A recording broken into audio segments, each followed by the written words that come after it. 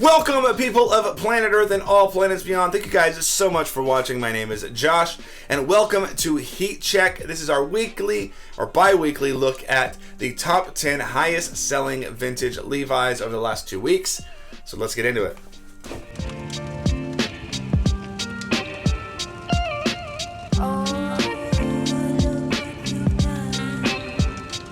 So just as a reminder, we are doing these Levi's ones bi-weekly, so alternating every other week with the vintage t-shirt heat check, just so that I can focus on some other videos as well, get to a bunch of different content if I can.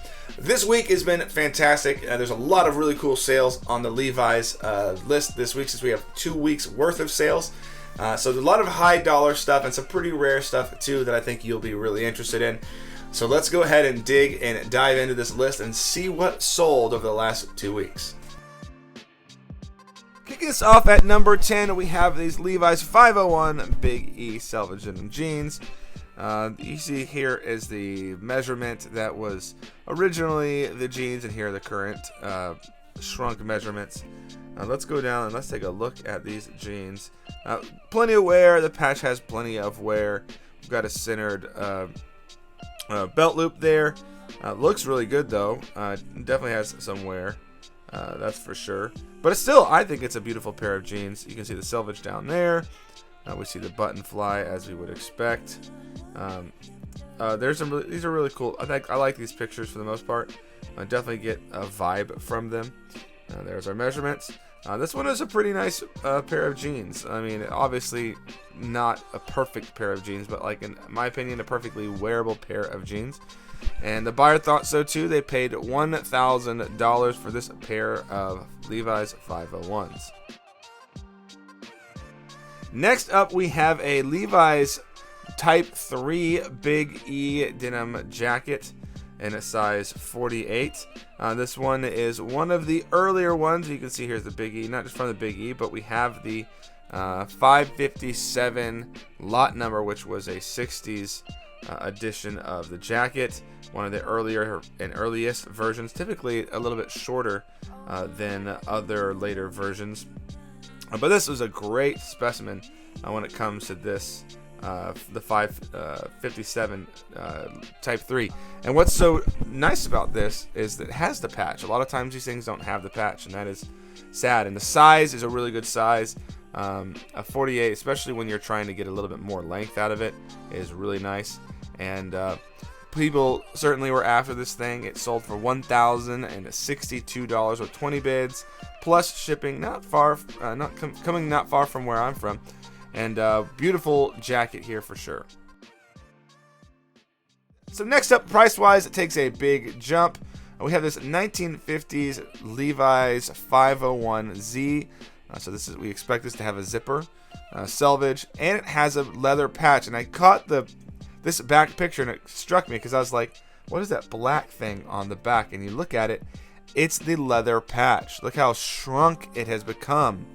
It is pulling on all sides of this pair of jeans. It was smart for them to move away from the leather. Even though the leather is really nice. It's probably been washed a number of times. Sat in the sun, maybe, who knows. But still has lots of color, it appears, though it's hard sometimes to see the contrast on some of these pictures because the background is not very white. So exactly how dark this is in real life will be a little bit of a mystery. It does have some patchwork, which is totally fine. This is a really old pair of jeans. Here's the zipper. You see on the gripper zipper. So this is probably it's a little bit early for most gripper zippers in my experience. But here you have the Big E. The red tab's a little bit shredded, which is pretty typical here. We have the hidden rivets as we would also expect. It's got a few. There's the hole that was patched up. Beautiful pair here. I mean, as old as it is to be in the condition that it is, and to still have its leather patch is a pretty awesome scenario here. You see that as a centered belt loop, but that was also possible earlier on as well. Looks a little bit thicker, which is also what we would expect from a pair of jeans this old. Beautiful pair. It sold for $1,500 plus shipping. Next up, we have a 501 dead stock pair of Redline jeans, the Selvage style. Look at this. It's got all of the things you would want. It's got the 1966. So this is one of those 66 models, most likely. Yes, it is. Beautiful, beautiful. I mean, you can't argue with dead stock. I mean, it looks like it's in fantastic condition. Sometimes old dead stock stuff has been sitting in storage and it's gotten some stains still on it, even though it's, you know, dead stock, quote unquote. Got a 6 on there. We're definitely looking at probably a 1970s pair, I think. Yeah, for sure. There we go. 1977 pair right here. But dead stock, you don't get much better than that. Finding dead stock pairs of jeans just does not happen. So incredibly beautiful deep blue pair here. Definitely a rare commodity this day and age, and it makes sense that it sold for $1,549.99 plus international shipping. It appears there was quite a bit of shipping. I think like $68 worth of shipping. So very nice pair here. Hard to find dead stock, and you know dead stock goes for quite a bit of money. Speaking of dead stock, we have another one of those dead stock pairs of jeans where the title is just Levi's 501 Vintage. And that was what it was originally. I mean, I don't know. Beats me, but it is dead stock. It looks beautiful. You have the selvage down here. An incredible pair. It's, you know, you're not going to really argue too much about it. It is a little E. So we are on the this side of the 1971 marker. So this is one of those probably 70s red lines. But this one's just gorgeous. This is actually from 1982. Surprisingly enough. It actually kind of is surprising for it to go this high. But you guys know when it comes to dead stock jeans, this is just sort of how it goes, especially if you need to find the right size for you. Dead stock does pretty well. I just sold a pair from 90 or 80, 82 or 83 that was not dead stock. It actually had been hemmed and sold that for only $250. So this one's obviously a fantastic sale here. It did sell for $15.75 with 25 bids plus shipping. Still a beautiful pair of jeans. One of the selvage pairs from the end of the selvage era. Beautiful. Then the party continues with this 1950s Type 2 507XX, which was the designation of the Type 2. This is a beautiful Type 2 denim jacket. I mean, nothing super to complain about here. It looks like it's in pretty good condition. Just have some wear, just have some color loss, which is not surprising. This is, you know, very old at this point, 70 years plus old. Let's look at the measurements. It's a size 40 across the chest. A little bit of distressing. This is a pretty standard version of this jacket, it feels like to me. It's not super deep blue. It's not in super pristine condition yet. Even that did not. I mean, we've seen this type of jacket go for like $1,200-$1,300, but this one went for $1,824 with 31 bids plus free shipping. Looks like everybody is trying to get their wardrobe for the big denim festivus coming up here. So who knows? But this is definitely a great jacket. But man, it definitely seems like the price is going up a little bit on this stuff. Now it seems like every week we see one of these Western pearl snap shirts go for more and more. On this one, you can't really see the contrast, but it looks incredibly deep blue. Here, you can see a better one. You can see the yokes over the shoulders. Beautiful color. This one is obviously very old. We have the Levi's denim family, Sanfordized. This thing looks like it's just in fantastic condition. I don't see anything particularly, at least on that one, that would give me pause. The pearl snaps are beautiful. Here's the tag. This is a tag you don't actually often see as much. But what an incredible piece. This one went for $2,025 with 25 bids plus shipping. Now at number 3, check this one out. We have this Levi's Type 1 506XX from the 30s or 40s. Wow, look at the deep blue color on this thing. This is an incredible piece right here. No interior label, but man, there is very little wear. There's a little bit of like discoloration here and there. A little bit maybe on the back here. We have that buckle back. Looks like it's in pretty good condition. A little bit of stitching going on there, but the color is still really strong, which is hard to find. The red tab has seen better days. It's almost like a pink tab. I'm not sure exactly how that happened, but look at the rest of this jacket. We have the rivets right there on the wrist, like we would also expect. This is an incredible piece. Type 1s do not come across the wire very often, and if they do, they're often in poor condition. But this one is beautiful all the way around with very little in the way of defects, and just a really great amount of wear that just is aesthetically pleasing. This one is a big sale here. This one went for $3,000, so a little bit less than half of what they asked for, but they're probably just asking high because you never know. But this one is in beautiful condition. These do not come up very often, so when you have a chance to get it, you get it. So I did have free shipping, so that took a little bit of the edge off, I suppose, but beautiful Type 1 here.